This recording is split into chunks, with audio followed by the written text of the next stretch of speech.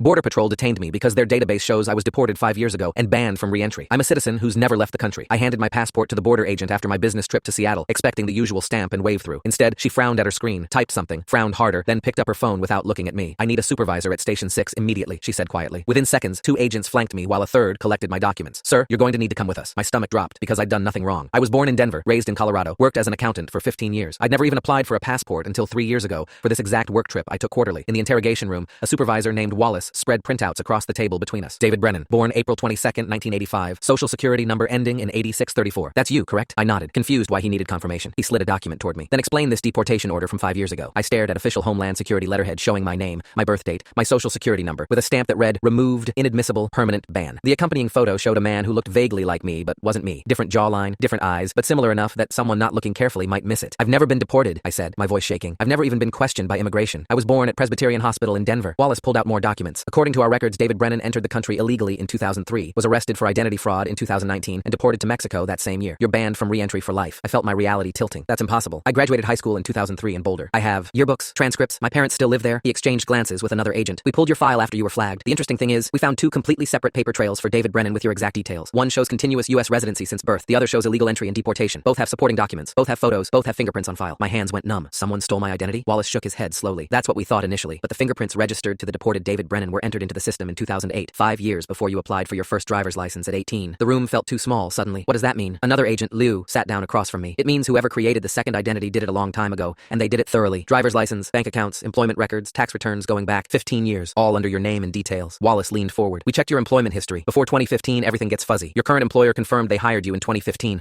but previous employment listed on your resume doesn't check out. The companies existed, but have no record of you. Your college degree is legitimate, but the university has minimal records of your attendance, just enough to verify graduation. I felt sick. I don't understand what you're telling me. Liu spoke gently. We think someone created a false identity for you, possibly when you were a minor. The question is why and who had access to do this so completely. They let me make one phone call. I dialed my father, hands shaking. Dad, I'm detained at the border. They're saying I was deported 5 years ago, that parts of my identity are fake. The silence lasted so long, I thought the connection dropped. Then I heard something that made my blood freeze. My mother crying in the background. Dad, what's happening? His voice came out broken. I'm sorry, son. I'm so sorry. Your mother and I, we need to tell you something about your cousin Miguel. My cousin Miguel had died in a car accident when we were both 13. At least, that's what I'd been told. Miguel didn't die, my father whispered. He was undocumented. His parents brought him over as a baby. When he was 13, ICE was investigating his family. Your uncle begged us to help, said Miguel would get deported to a country he'd never known. So we gave him your identity, your real documents, birth certificate, social security card, everything. Then who am I asked, but I already knew the answer from the way Wallace and Liu were watching me. My father's voice cracked completely. You're Miguel, son. You've always been Miguel. We switched you when you were 13, told you it was for your safety, but really, it was to save David. He's been living as you in California for the last 19 years. When he got arrested for identity fraud in 2019, he gave them your original name because he panicked. You got deported in his place. The agents think you're the illegal immigrant who stole David Brennan's identity, and technically, you are. We just made you forget which name was really yours.